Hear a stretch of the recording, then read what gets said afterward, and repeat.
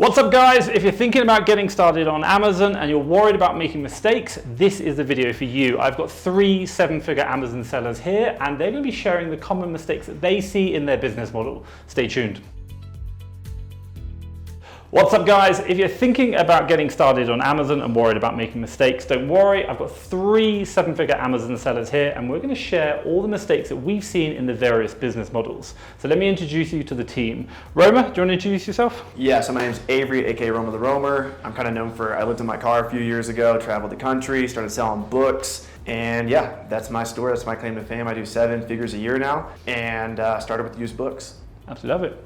Cool, name is Gavin Sweeney, started in the UK with 1.5k, left my job to go full-time after 8 months, left the UK 1 year later, quit the UK market to start on USA at the same time, and now I'm a 7-figure seller. My name's Jonny Smith. I do wholesale in the UK. I have a warehouse there and I travel the world at the moment. I've been doing this for about 15 years and Amazon for about 5. Fantastic, I love it. And if you don't know who I am, my name's Thomas Parkinson. Done 7 figures in the UK and in the USA as well.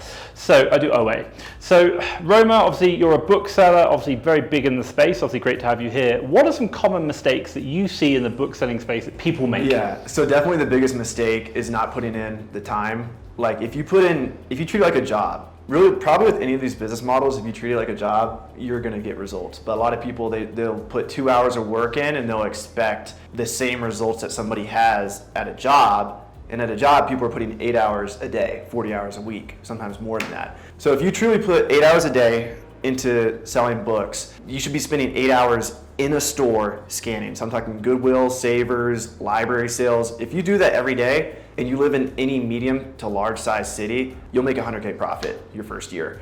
If you don't make it your first year, definitely by your second year because of cash flow, but like pretty damn close. And I would say the biggest mistake you can make is like not educating yourself. So like when you go to the store, put headphones on and just listen to podcasts like this all the time. And I would also say don't get caught in a rut. Like you're watching Fast Track's stuff now, that's good, keep watching his stuff. But you can also watch my stuff. You can also watch everyone else's stuff. But like watch private label stuff, watch dropshipping stuff, watch like other businesses outside of Amazon and just really like, I think that's a big mistake I made starting out was I got success with books, but I didn't really consider all these other business models. Now looking back at it, I wish I would have thought about private label. Private label seems like a great business model, you know, but I'm so deep in this world, I'm getting results with this that I'm continuing to go that way. So back to like hard, tangible things for booksellers, I would say don't accept every single book. Like if you're going hard, don't accept all books. Like cut down like the cheap books. So anything like under $4 profit, you could probably leave on the shelf. You're gonna eliminate the time that you have to prep the book. So instead of having 500 books that you have to prep and ship out to Amazon, you'll have 100 and the difference in profit isn't gonna be that much. And you'll probably make more profit because those low dollar books, you could pay for removal fees, storage fees, a bunch of stuff like that. And my mentor, Caleb Roth, did a study a few years ago. He went to a bookseller's house or warehouse and he looked at, they were doing millions a year. And he said, if you cut out the bottom 40% of your books, guess how much that affected their profit margin? Like nothing. 4%. Really? Yeah. Which actually means you're making more money because he's talking about gross profit. So you wouldn't have to pay those people for prep. We're not factoring in all that stuff. So just by cutting down the bottom 40% of books, like the low priced books, it only affected the overall margin by 4%. It's like a no-brainer, probably across all models, like raise your standard for profit, especially for booksellers. So that's my advice for booksellers starting out. Love it, thank you. Gavin, common mistakes that you see? I would say the biggest mistakes is not taking responsibility for your own business and outsourcing your decisions instantly. Yeah. What I mean by that is lead lists. Like people just start, they'll get lead lists, which is fine, but they'll use those lead lists for months. It never works. It always tanks. Then they call Amazon a scam. Like at the end of the day, this is your business. You have to learn from it. You have to see what's going wrong, what's going right. If you get a lead list, look at the website. Source from the websites yourself. Look at the other sellers around those products, right? Next one is VAs. People get VAs way too early in general. I think there's a bit of a hype around getting a VA that means like you got a good business. But like if you're just starting out, you're 1 month in, why are you getting a VA? It makes no bloody sense. How are you supposed to teach someone how to do something if you have no clue how to do it yourself? Like, and I've seen people who will get like 5, 6 plus VAs in one go. And the only thing that's going to happen is your business will fail very quick because you have no idea how to manage these people as well. Other common mistakes for a new seller is getting too excited, getting too emotional over the listing, and then you buy too many. Like, yeah, you find your first product. Don't spend all your money on that product. It might not do as well as you think. Let's say you might want to limit your capital to like 5% per product or 10% per product maximum if the graph looks good. So it's making decisions that's based off of logic, not off your own emotions. And I would actually push back on that because I think I made the opposite mistake like a few months into my OA journey, which was like not looking at the data and going deep on certain products. So like I would say don't always spread across all products. Like if one product's flying off the shelf and the data suggests that you could sell more, have the confidence to buy a little bit more rather than like abiding by cast your net wide when like there's an obvious sign that like this ASIN's like sell me, yeah. And you're just like, oh, I'll allocate 10% there when like in reality, at least from my experience, the top sellers are selling like a handful of ASINs. Maybe not like you, but a lot of my friends who are crushing it have like 10 ASINs, and they're doing like $500K a month, and you're like, oh, you must have thousands of ASINs, and it's just like a few. So that was a huge mistake that I made, and that's why I feel like people should know that. Yeah, I get what you say. It's like it's a balancing part, right, between the risk, the logic, and making the right decisions, and like limiting your capital. Because are we talking about OA here? Yeah. Because with OA, like a lot of times the stock is not always available. Like so you sell 10 of something, you go back to buy it, the coupon's not there anymore, it's not in stock, and so I'm thinking, shit, I should have bought like 500 of those. You know? That happens, and that's where you learn though, right? It's like, oh no, I messed up here, I could have bought more. Okay, why should I have bought more? Then you look into that. If you just go gung-ho straight away and put all your money into one stock because the ASIN says so, that's idiotic, yeah, and people will do that. Yeah. And if you do that straight at the start because the keeper looks that good, and then what you realise, like maybe you zoom out to like the 1 year graph, and you see it like a massive market cycle going up and down, and you just caught it at the start of a new trend, and then the listing tanks. Yeah. So it's like, I get what you're saying, but you need a level of skill or a level of analysis before you do that. Your first few products or your first few weeks shouldn't be like that. Yeah. Or if you think something is that good, ask a more experienced seller, like, is this as good as I think it is? I guess I was talking more about like my own data. So like if I look at my sales and I see that it's sold, then like you should have the confidence. But don't necessarily just go off of like Keepa data. Like you don't know if one person's dominating the buy box, you don't know what's going on. So like there's a difference between looking at the buy box percentage though, so you can kind of see that. Yeah, but I'm just saying like everything can look perfect on a listing, but for whatever reason you might not win the buy box. You might not get the sales. You might there's just weird stuff that happens.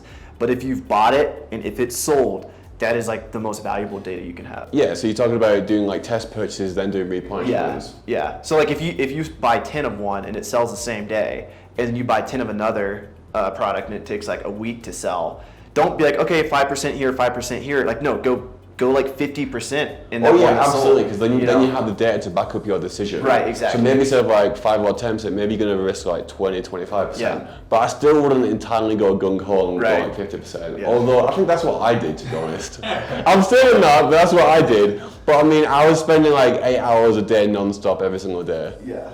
So I can't recommend people to do what I do unless they're going to spend the same amount of time as I did. Yeah.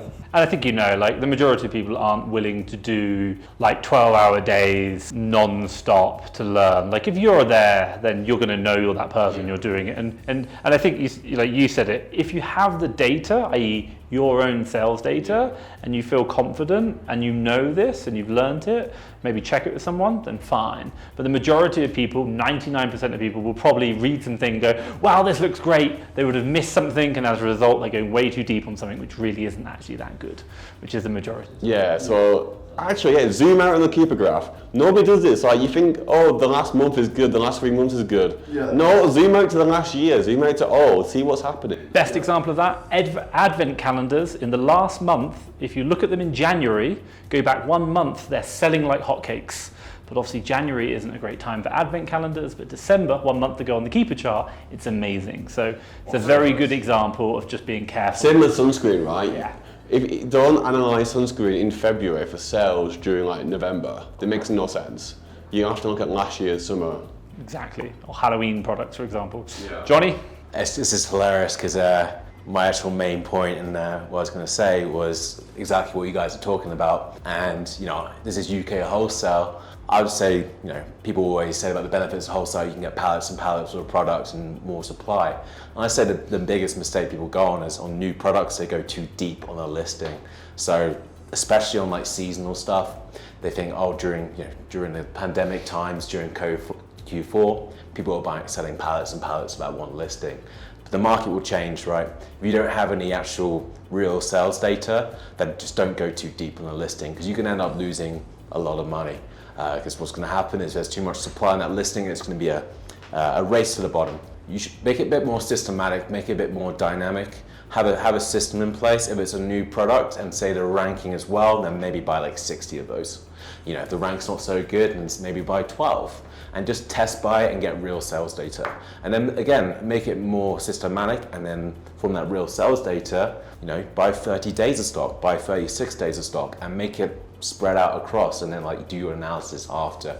But for me, I have 20,000 SKUs, so everything for me is all as automated as possible and as systematic as possible. So I will review the data after, which is about 30 days of stock setting into FBA. We keep mentioning test buys though, but I don't think a new person will have a clue what we're talking about. What does it mean? Yeah, break it down. From my perspective, I'll be talking about like 2 weeks worth of stock. Is there a limit? Like 2 weeks worth? If say for example it's saying 10,000 units a month, would you buy 5,000 units? Hell no. So that's a very good point. So normally I'd buy enough to sell in 2 weeks, or capital restriction. So you could be like 5% capital or 2 weeks worth of stock, right? So you're not going past either of them. Which other one's the lowest, I'm guessing? Yeah. Yeah, fine. So, and I think that will put you in a good position, because you'll be buying, normally people buy like 1 month's worth of stock or a little bit more. But then if that listing goes wrong, you might sell it a little bit longer. So 2 weeks worth of stock, you can get twice the amount of items, so you get twice the amount of data to learn from. So I think that's really helpful. So yeah, with new products, there's no real way of getting sales data without selling it yourself, right? So you use stuff like Keeper charts to do a calculated guess. So that's really when you're looking at new products, you just don't want to go too deep. You want to test it and get real sales data, because that's the only sales data that's actually accurate. The other thing with going too deep on products is, even if that product sells 10,000 in a month, Amazon might come in with a buy box suppression. And guess what happens when a buy box suppression happens? That 10,000 goes to 100. It just completely kills the listing. So yeah, if you're going to go deep 10,000 on a product, 10,000 units, make sure your bankroll management is there, right? You don't want to go like 50% of your budget on one SKU. Should be like playing poker. Yeah, so that's the thing with 10 SKUs and your friends making 500,000. Potentially that's private label and that would work, but if that was resell, I would say that'd be very risky, because you never know if someone else is going on that listing. That brand might pull them off. There might be a buy box suppression. That brand might start selling it to Sainsbury's or Walmart, and then the algorithm kicks in where they suppress the buy box. So it's. What do you mean by that? I know what you mean, but if anyone's watching, what do you mean by what you just said? So what Amazon do, they have a script, a sort of automation. So they would look at a chocolate bar, and if it's selling for £10 on Amazon, they'll have a script that looks at Walmart, and if at Walmart it's selling for £5, they'll then want you to price it at £5. If you don't price it at £5, they're going to suppress the buy box. And what suppressing the buy box means is, when a customer goes on their Amazon listings, there's going to be no add to basket. It's going to be very difficult for them to actually add that product to Amazon and then actually purchase that product. So in turn, what happens is the sales rank goes really high, and that listing just won't sell. Yeah, and what they want is they want the sellers to price down, because if the sellers price down, then the buy box comes back, and ultimately Amazon wants cheaper prices for the customers. Exactly. So they want you to match their competitive retailers, and it's a real problem. And that's why I always say in the UK, just go really wide, because you never know what's going to happen. You never know. And that's, again, it's all about diversification. It's all about a stock portfolio sort of thing. You want to diversify. You want to make sure that if that company goes down, that you have 9 other companies or 100 other companies that are going to keep your portfolio and keep you in business. So yeah, it's a tough game when it comes to suppressions and. Do they just? You said Amazon scrapes Walmart's website. Yeah. Do they do that with any other websites? Everyone. All of them. Everyone. So It's more like local websites. I've seen they don't really do it with like really local websites. Yeah. it's the big ones. But the big ones Yeah. they do, we see all the time. I never knew that. But I think it's more like a 20% range now in terms of like, because you can wiggle the room in terms of the sale by around 15-20%, I think. It's I remember these 9.9, it's under 10%, and then I'll give you a discount. And the interesting thing you see, just on this kind of side note, is the fact that, number one, you have the buy box will be the same price, and all of a sudden it's always the same price, and then it goes suppressed. It's because the price on Walmart's dropped. And if you look at Amazon's own repricer, they ask you, would you like to reprice based off third-party websites? Yeah, okay, sales? gotcha. And you're like, so now they're like being very obvious about it. So they'll change your price depending on Walmart for you. And the real kicker. Would you like to lose money? Yeah. So the funny thing about this, if you go to Walmart and you buy a £4 chocolate bar, there's going to be shipping on top of that. So Amazon algorithm doesn't actually factor in the delivery costs. Of course, on FBA, that £10 chocolate bar, $4 or pounds of that would be the fulfillment costs. So they don't actually factor in a delivery charge that you pay at Walmart to actually get that shipped. Yeah. So that's why it's a little bit unfair. Yeah. But again, that's why go wide. That's my biggest advice to any seller: go wide. I remember I'm not a bit off topic here, but there was a product a while back that was suppressed, but looked amazing when the buy box came. So I bought like 500 units, kept the listing suppressed for as long as possible, then in Q4 just dropped it so it wasn't suppressed. I made like 100% arrow and had zero competition. Wow. It was pretty cool. So that's another strategy. Let's go through mistakes that you've made, because obviously we're all sellers. So we're talking about mistakes other people have made or could make to help them. What about yourself selling? Like, what have you done on books? With books, I was doing online arbitrage books. Fine, yeah, or OA. and Yeah, most of my mistakes come from like OA. Fine, yeah. So just overspending on books, but in hindsight, like it wasn't that bad. I spent like $4,000, which was a ton of money for me at the time, and it actually came back at a 60% ROI. But it felt like I lost so much money because it took so long for it to come back, and I just like completely misanticipated how long it was going to take for that money to come back. I think it was like 2 or 3 months before it came back, but I thought it would be back in like a month. So that was a big mistake. With OA, I made tons of mistakes. I sent my items to a prep center that was like a crack house in Montana. They lost like half my inventory, and then the other half was just prepped really slow. And when inventory gets prepped slow, you give it time to tank in price. Bad things happen over time, you know. So if you give your listings 2 months to become active, it's not going to be as good as the day you purchase it, most likely, if it's an OA product, because all other sellers are going to hop on the listing, price is going to go down. What else did I do? I think I just went after products everyone else was going after. Like I started with a lot of Nike because everyone else was talking about Nike, and like my best products last year were like far from that. You know, like weird beauty products or grocery or something else. So don't follow the herd. Don't put all your eggs in one basket, but put your eggs in one basket when the basket's doing well. That's what I think, that's what I'm doing now at least, and it's working really well. Like if something's cranking, I will just buy like a ton of it. And it's what I've noticed other people do. And I think it's kind of like, maybe like when you're in the medium phase like me, like I'm not like a huge seller, but I'm still trying to scale up. I think like if you just focus on like your best ASINs and nurture them, I think you'll have much more success than if you just try and like cast your net super wide, because you're gonna have so many ASINs that just are like mediocre. I think, like, obviously Johnny's a really good example. You can do lots of ASINs, but you've got to become very systematized, very data-driven, and it's a very hard operation. Different art. But there is an element of the 80-20 principle. Like, definitely cast your net wide, but once you find those things that are working, cool, use the data, analyze, go deeper. And I absolutely love that. And also, don't ship to a crack house. Yeah. Don't do that, guys. Tiger Lily Prep. Do not ship it to Tiger Lily Prep. I will call them out right now. So to add to that, we are reducing our SKU count, and we're increasing our sales per day on each SKU. Yes. Our minimum sales per day, can our look at minimum this- margin, we're slowly incrementing it because we have so many products to buy. We can slowly increment. It's literally like this with everything in life, like with Yeah. content, like what content does the best, like with working out, what workout's going to get you the most result. Like literally everything in your life, you can look at like what 20% of the action you're taking is giving you 80% of the result. And that'll just cut your work week down like 4x.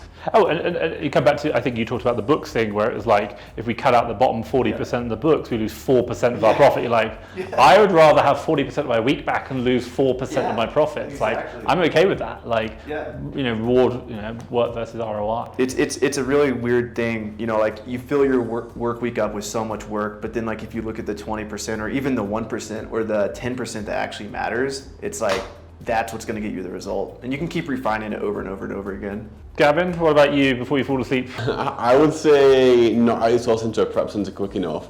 Some people are just incompetent at prepping. I am one of them. I couldn't even bundle together items. I think for about 100 beauty items, it took me 4 hours. I also smashed my printer by putting my foot through it as well because I was so mad. Lucky you had another 48 printers left to go. Yeah, that's true. They were stacked to the ceiling. So I think, and then what else? I think, but that was team management as well. I've tried moving employees around too much. It's like treating them like a yo-yo. It goes really bad. All my employees went rogue. I had to fire 2 of them. And then that's the main reason why I had to quit the UK market, is because my employees just went on a mad mission. I had to okay guys, you gotta go. I think I'll just kind of touch in on that. We talk about the 80-20 principle, the 40% and the 4. I know some of your numbers with your staff, but out of 4 staff, 1 of them was making way more than 50% of the profits. And I've had that in the same in my business. And what was interesting is the fact that I think the underlying message across all of this is know your numbers. Whether it be the books and what ratio is making the real profits, whether it be OA going wide and then going deep on certain products or having massive things. It's all about numbers. You've got to be data driven in the current working environment. Otherwise, you're going to miss out on the opportunities. And the difference between being okay and super successful is just spotting those few things which really you can just take to the next level. Just maximizing those few areas, but you've got to be able to see them, and the numbers help you understand that. Go on, Gavin. Yeah, that's actually why I have a VA who does 90% of my punishments now. Just does it all, which is really good. I think for the first 2 months as well, I was relying on sourcing software like tactical arbitrage and source smuggle. It's fine for the first week or 2, but after that, it's got to move away from it. Yeah. And that's what was talking about responsibility. I was trying to put the responsibility onto this software so I don't have to actually learn how it all works. Yeah, if you keep going back to this point of don't be lazy on your sourcing. Don't use leads lists, don't use software, don't use VAs when starting out. And I think that's a huge point because this game's all about capital allocation. It's I'm going to spend $1,000, I'm going to spend $10,000. How much is going to come back and when is it going to come back? And the person who can find out how to get the most money back the quickest is going to scale their business way faster and way easier than everyone else. So, starting out, make sure that wherever you're putting your money is going to come back to you the largest amount that you can make it in the shortest amount of time. And so before you buy that product, ask yourself, is this really worth it? And if you're going to dilute your sourcing process by using tactical arbitrage, or not just tactical arbitrage, but any software out there, by using VAs, by something else, if that's going to sacrifice the quality of your leads, it's not worth it. Because your money is going to go down that comes back to you. Exactly, and you lose time because you're not learning it yourself. Yeah. So it's just a mega loss. Well, you'll learn the mistakes, but it'll take a little bit longer. You'd be surprised. A lot of people don't learn from mistakes. Or you'll just quit. Yeah. Or you'll go broke. Because I was doing it for 2 months, so people are stubborn on not getting over the mistakes, and people are stubborn on not going through the hardware. Yeah. It's just how it works. I think though another mistake was not getting credit cards early enough. Obviously not financial advice, but I was at a point where I was making good money. My analysis was really good, and that's when I was getting into printers, all these high ticket, fast selling items. I sold them for 2 or 3 months before I got credit cards, and I was making 100% ROI just non-stop, sold it instantly. But because I've never had a credit card in my life, so I was scared of getting one. So it's I could have just reached out to other people for help, or what should I do in this position? And I guess I should have faced the fears earlier and just get a credit card and learn how it works and take some more risk. Because it would have worked in my situation for sure. Jonny? Yeah, I'm going to recycle all the things said, and that's, again, buying too much of a product. All I'm trying to do in my business is increasing my turnaround rate. So that's why I have stuff like Shopify and clearance sections and special offers in my own Shopify store. So my whole thing now is I don't want things sitting in the warehouse for more than 45 days. Yeah. So it's always about that rotational stock. And my biggest mistakes were being I'm going to buy a pallet full of whiskey chocolates, and then that just sitting there in the warehouse for 9 months after Christmas, just not Melting. selling. No, I was going to say Melting, and you're a freezer for that. and you can't give it to your friends or family because no one likes whiskey chocolates, So like, yeah, again, it's buying too much stock without actual sufficient data, and again, it goes back to that, is having great data. It's a data business at the end of the day. There are other models, like you said, with like, it's all a data business at the end of the day. Yeah, so just that general sort of Amazon business mistakes or Amazon mistakes. I love it. No, thank you. Right, if anyone's getting in contact, what's the best way? Roma the Roamer, all platforms. You can reach out to me. I answer every DM. Love it, absolutely fine. Gavin Sweeney, 2 Ys at Twitter. Can't promise I'll answer every DM instantly because I get spammed like mad. I'm also on Facebook. You can just search for my name, and I can respond there a lot quicker. Johnny? Yeah, never mind the buy box on YouTube, and it'll be on Facebook as well. Yeah.